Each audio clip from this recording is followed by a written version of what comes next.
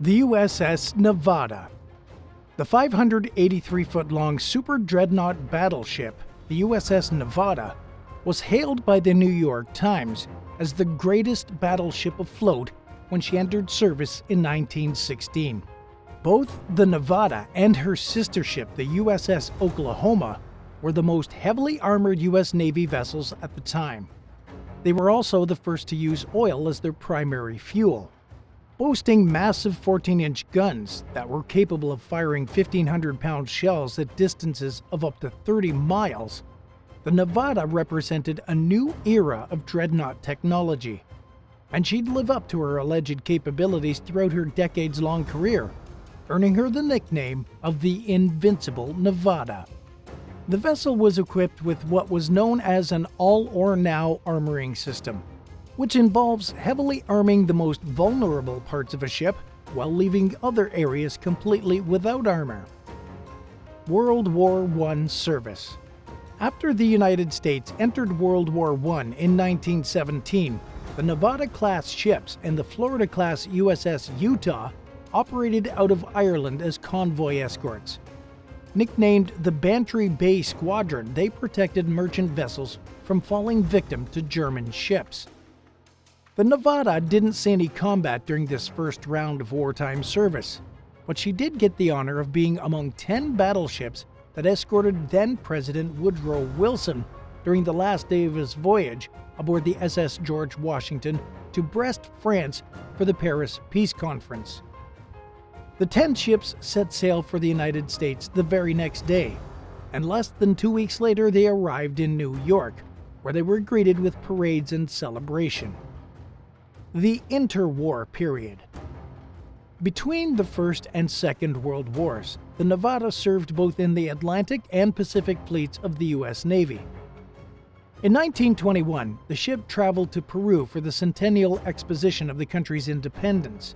Then, the following year, the Nevada sailed to South America for Brazil's centennial celebration of Brazilian independence between September 5th and September 11th. 3 years later, in 1925, the Nevada participated in a goodwill cruise to Australia and New Zealand, and upon her return to the United States, she was taken to the Norfolk Navy Yard in Portsmouth, Virginia for repairs and updates. The elevation of the ship's main guns was raised, increasing their range considerably, and anti-torpedo bulges were installed. Meanwhile, workers replaced the aging boilers with a newer and more efficient system.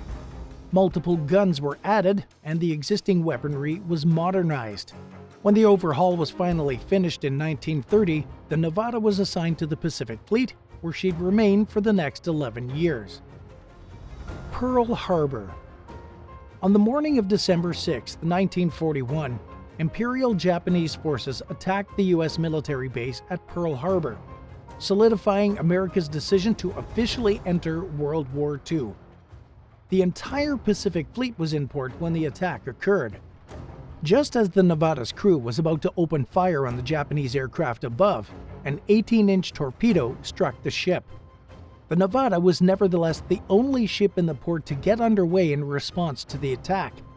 For this reason, she'd later be described as the only bright spot in an otherwise dismal and depressing morning.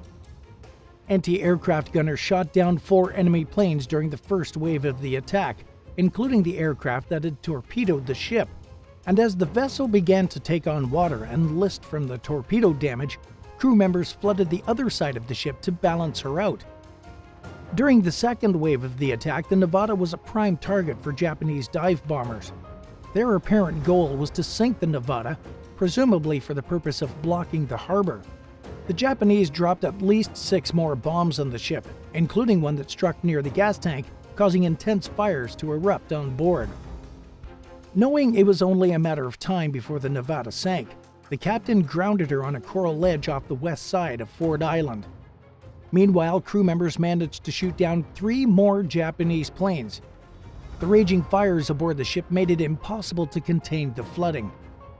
60 crew members died, and another 109 were wounded throughout the attack.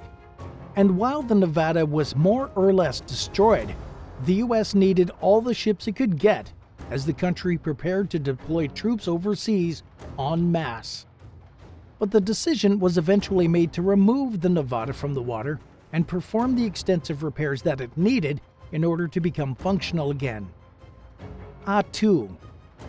In February of 1942, the Nevada was refloated and towed to the Puget Sound Naval Shipyard in Bremerton, Washington. Then, over the next 8 months, the ship underwent a major overhaul.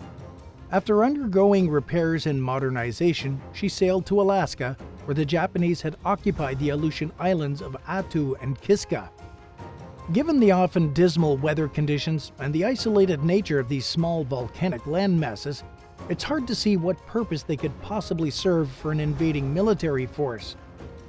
Japan attacked the Aleutian Islands partially in an effort to distract the Americans, which would in theory decrease the likelihood of U.S. military attacks in part of the Pacific arena. It was the first attack on the continental U.S. in 130 years, and for the Japanese, it served the added bonus of sparking fears of future attacks along the west coast in the lower 48. Occupying Imperial forces retained control over the islands for nearly a year before the U.S. military fought to retake the territory. The Nevada provided fire support during the American military's efforts to recapture Attu, and after 20 days of fighting, the campaign ended with a U.S. victory. From there, the Nevada traveled to the Norfolk Navy Yard in Portsmouth, Virginia for further renovations. Before we move on, if you're enjoying this video, be sure to leave a like and subscribe to the channel. Now, let's get back to it. D-Day. In mid-1943, the newly upgraded Nevada entered service as a merchant convoy escort. This was a common use for aging American battleships at the time. But it was also a temporary gig for the Nevada, which arrived in the United Kingdom in April 1944 in preparation for the Allied landings at Normandy. Famously known as D-Day and codenamed Operation Overlord, it was one of the largest amphibious invasions in world history, and the mission aimed to free France from Nazi control. Under the command of Admiral Powell M. Rea, the Nevada's role was to provide gunfire for 2 of the landings at Utah Beach as part of the Western Naval Task Force. During the pre-dawn hours of June 6, 1944, the Nevada headed south toward the English Channel as one of nearly 5,000 warships, troop transports, and landing craft that would participate in the invasion.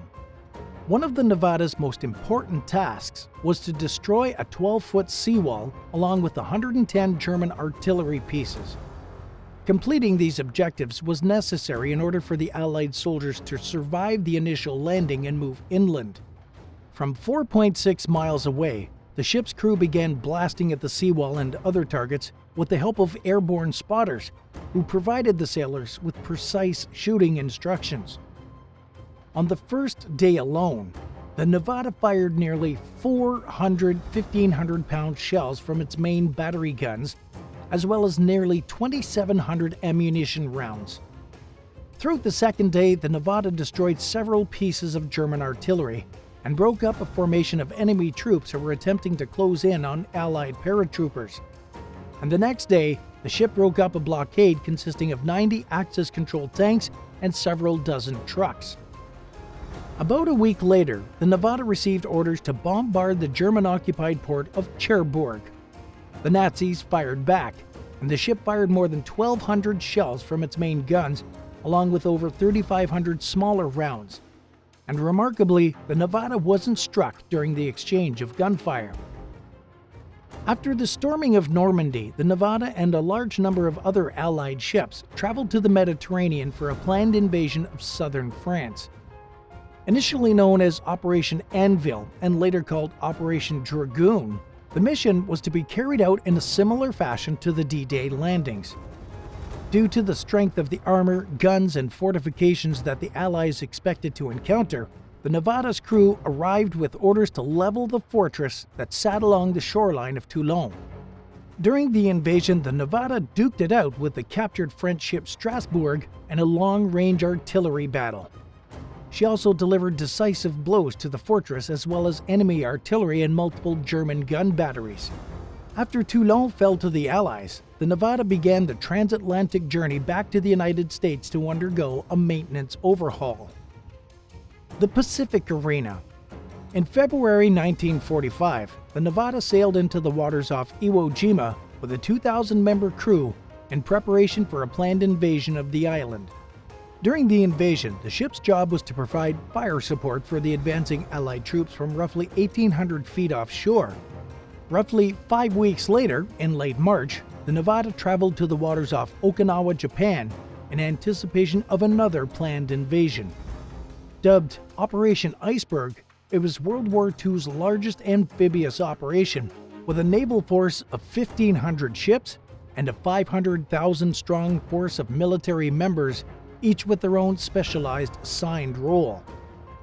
The Nevada was part of a gunfire and covering force called Task Force 54, which was made up of 6 units. The ship was part of Task Force 54's Unit 3, which also included the American battleship the USS Tennessee, 1 heavy cruiser, 2 light cruisers, and 5 destroyers.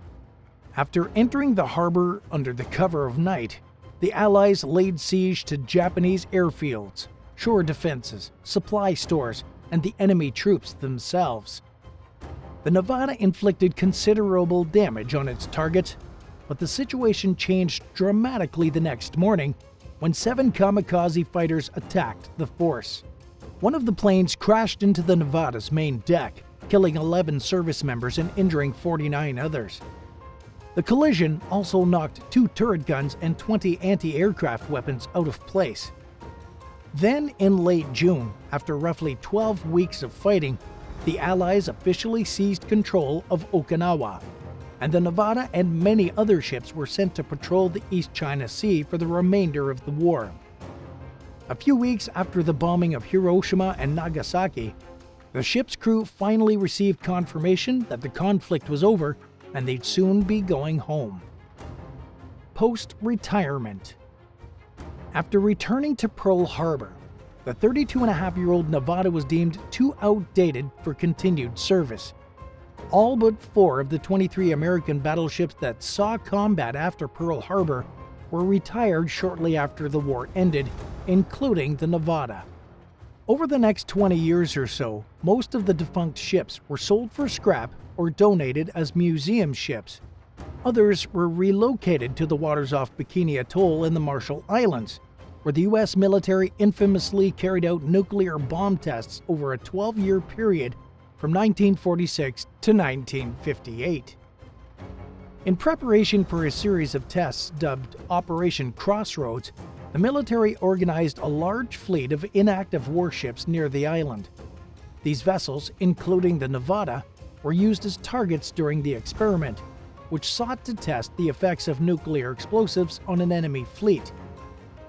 During the first test, dubbed Able, a 23-kiloton plutonium core atomic bomb was dropped from an altitude of 30,000 feet. The Nevada and 4 other decommissioned ships were anchored nearby, while witnesses waited anxiously on boats about 10 miles away. Military officials fully expected the explosion to destroy the vessels near the test site. The bomb exploded about 500 feet above the ground, causing a 40,000-foot mushroom cloud to form. Much to the surprise of everyone involved, the Nevada was still intact when the smoke cleared. And it was soon discovered that Air Force officials had missed their target by roughly 700 yards. 3 weeks later, the military detonated a nuclear bomb 90 feet underwater in a test dubbed Baker, hoping for better results this time around. The blast was immense. It capsized and sank the USS Arkansas, and the Nevada was reportedly lifted out of the water by the force of the explosion.